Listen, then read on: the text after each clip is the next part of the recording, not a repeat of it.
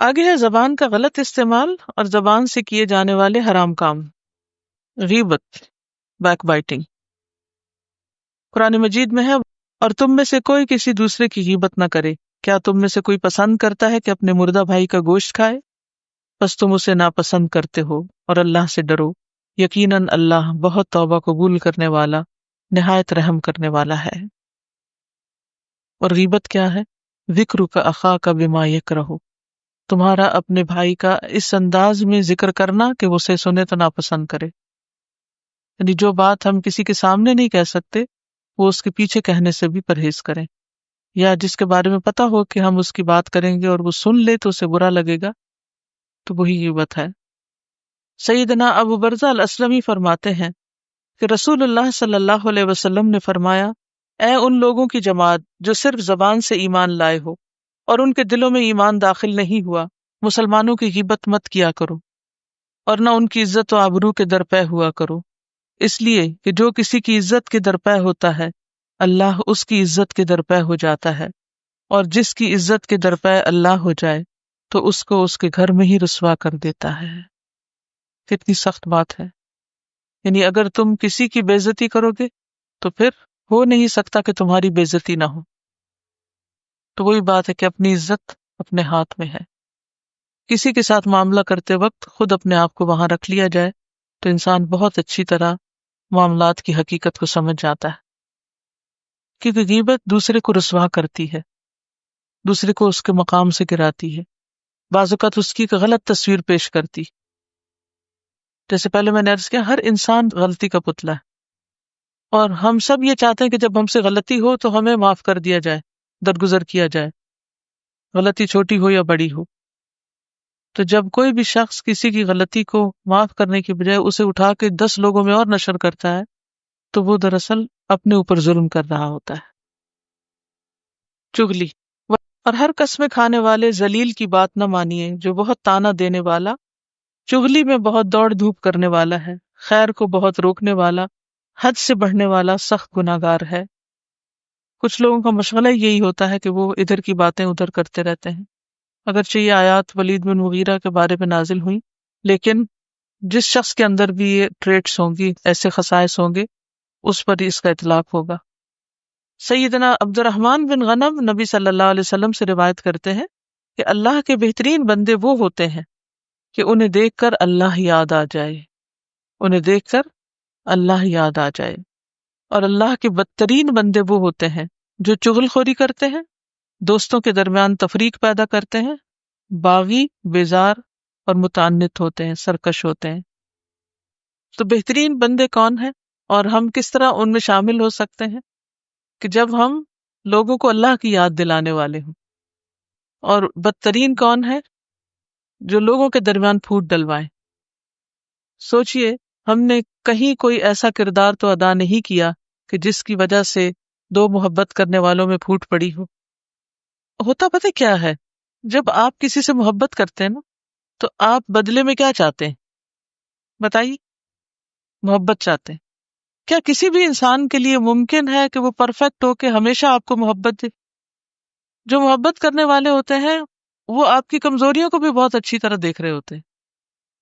تو بعض اوقات وہ محبت کے بدلے میں محبت نہیں دے پاتے، آپ کی کوئی کمزوری آپ کو بتا دیتے ہیں.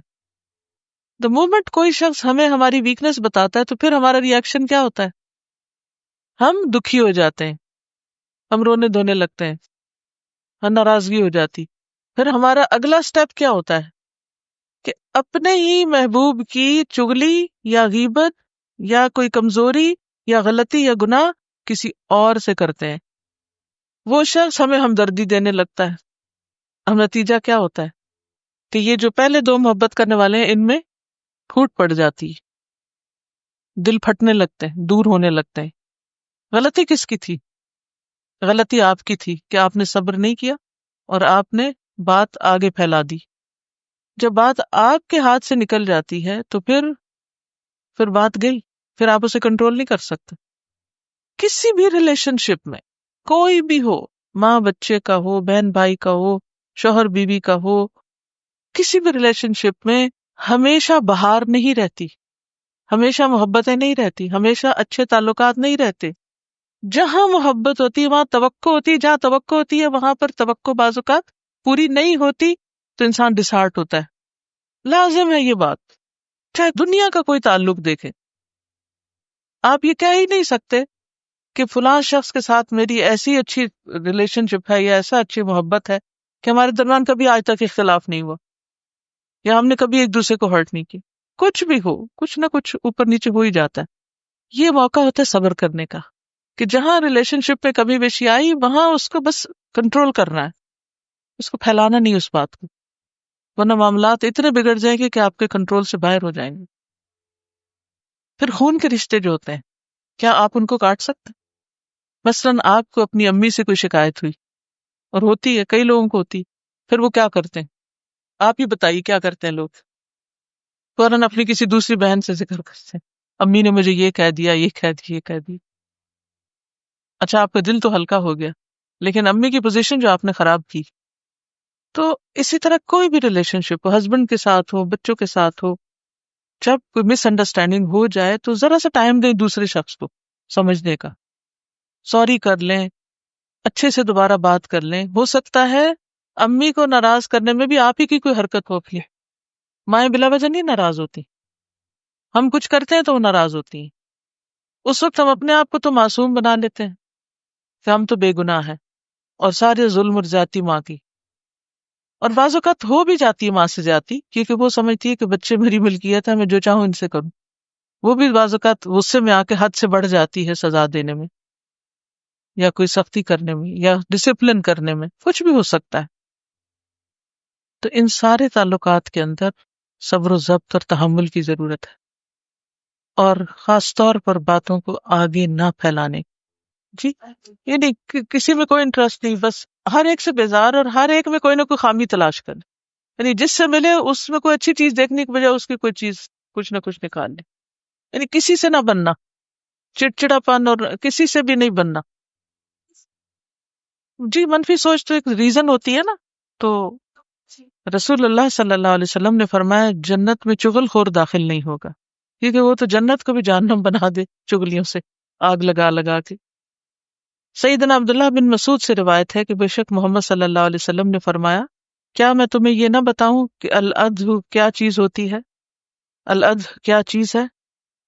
اس سے مراد وہ چغلی ہے جو لوگوں کے درمیان نفرت پیدا کر دے، اور ایک روایت میں ہے وہ چغلی جو لوگوں میں فساد پیدا کر دے، عیب جوئی. رسول اللہ صلی اللہ علیہ وسلم نے فرمایا اگر کوئی شخص تمہیں برا بھلا کہے اور تمہیں تمہاری کسی بات پر جو وہ جانتا ہو آر دلائے، تو تم اس کے عیب پر جو اس میں ہو اسے آر مت دلانا، بلا شبہ اس کا وبال اسی پر ہوگا. یعنی آپ سے غلطی ہوئی، اس نے آپ کو آر دلائی، آر دلائی نہیں آپ کی غلطی جتائی اور آپ کو برا بھلا کہا. جب کوئی آپ کے ساتھ ایسا کرے تو آپ کا ریئیکشن کیا ہو سکتا ہے؟ پاسبل ریئیکشن، تم بھی تو ایسے ہی ہو. فوراً کہتے ہیں تم بھی تو ایسے ہی، اس میں کچھ ڈھونڈنے لگتے ہیں. فرمایا کہ جس نے تمہارے ساتھ ایسا کیا تم جواب میں ویسا مت کرو، تم مت تانا دو کہ تم بھی تو ویسے ہی ہو، تو بلا شبہ اس کا وبال اسی پر ہوگا جس نے تمہیں برا بھلا کہا. ورنہ یہ کہ بات دنیا میں برابر ہو جائے گی، بدلہ ہو جائے گا. رسول اللہ صلی اللہ علیہ وسلم نے فرمایا جب تمہارا ساتھی وفات پا جائے تو اسے چھوڑ دو، اس کے عیوب بیان نہ کرو. یعنی مرنے والوں کی بری باتیں نہ کرو، اچھی بات ہی کرو تاکہ ان کے حق میں اچھی گواہیاں لکھی جائیں. عن عائشہ رضی اللہ عنہا قالت قال النبی صلی اللہ علیہ وسلم لا تسبوا الاموات فانهم قد افضوا الى ما قدموا. سیدہ عائشہ سے مروی ہے رضی اللہ تعالی عنہا سے، کہتی ہے کہ نبی صلی اللہ علیہ وسلم نے فرمایا مردوں کو برا نہ کہو، مردوں کو برا نہ کہو، کیونکہ انہوں نے جیسا عمل کیا اس کا بدلہ پا لیا، وہ اپنے مقام کو پہنچ گئے. تانا زنی، ویل لکل ہمزۃ لمزہ، بڑی ہلاکت ہے ہر بہت تانا دینے والے، بہت عیب لگانے والے کے لیے.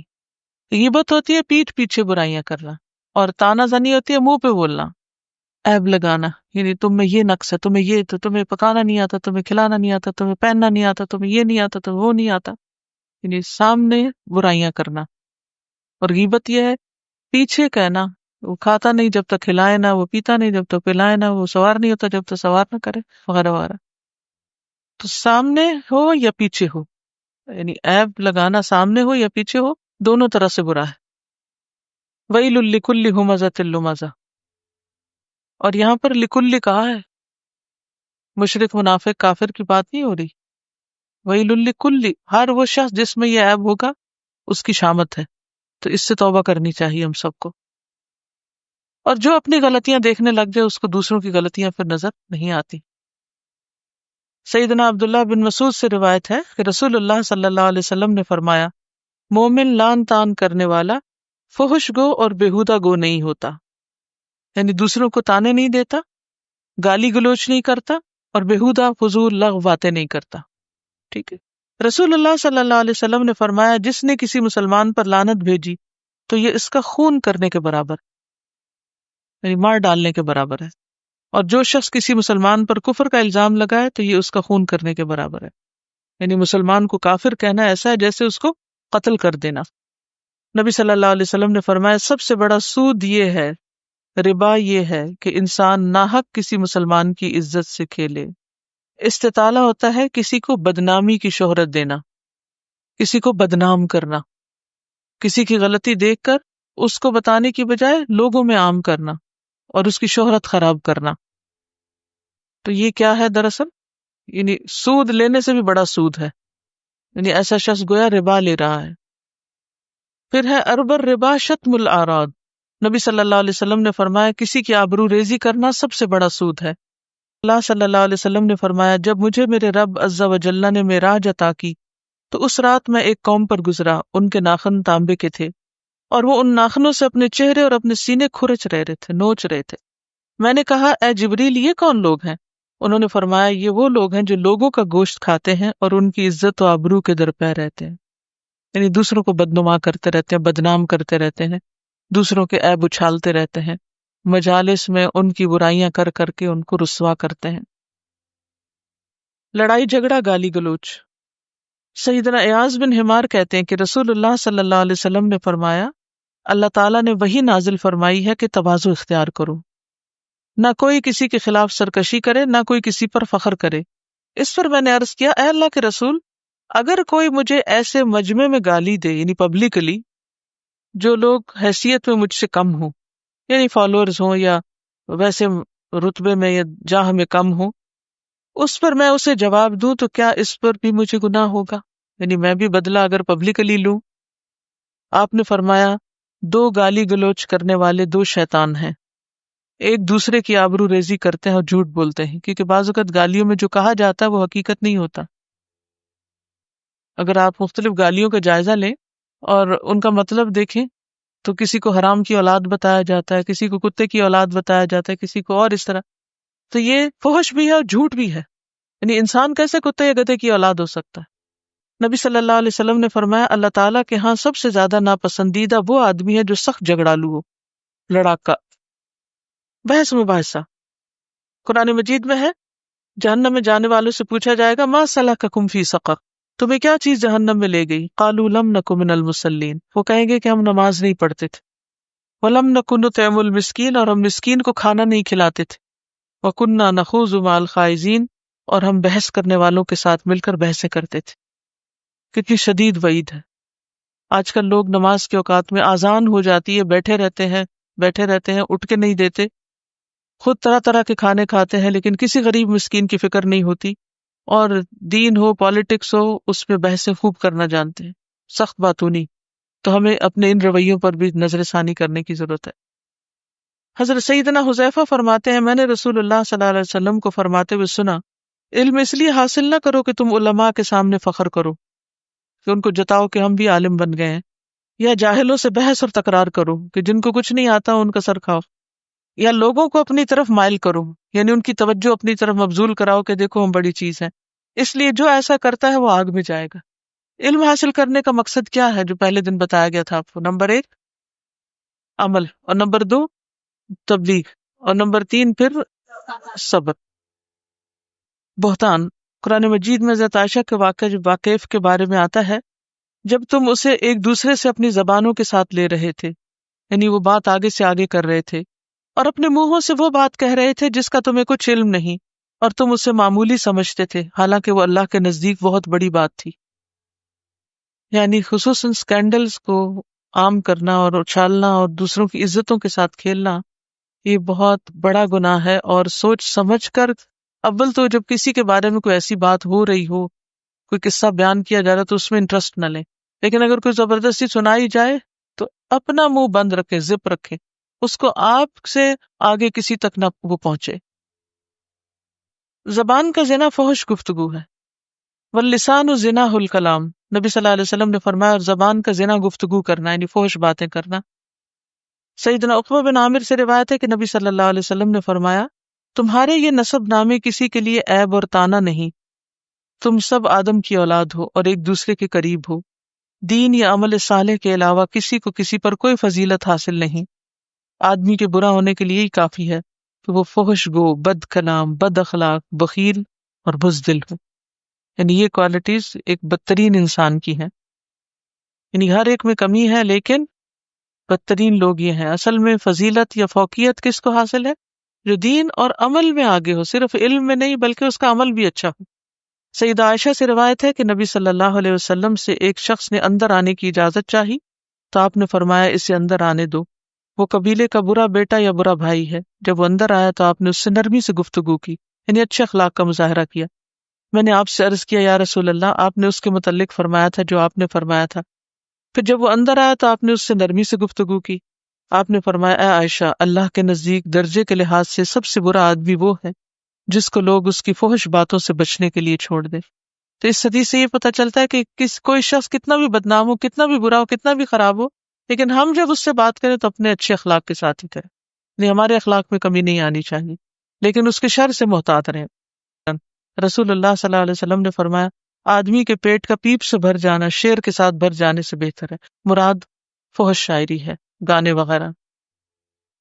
کسی نے لکھا ہے کہ آدمی کے برا ہونے کے لیے یہ کافی ہے کہ وہ فحش گو، بد کلام، بد اخلاق، بخیل اور بزدل ہو۔ تو بزدل کی سمجھ نہیں آئی۔ بزدل یہ سے مراد یہاں وہ شخص ہے جو حق بات نہ کر سکتا ہو، امر بالمعروف و نہی عن المنکر نہ کر سکتا،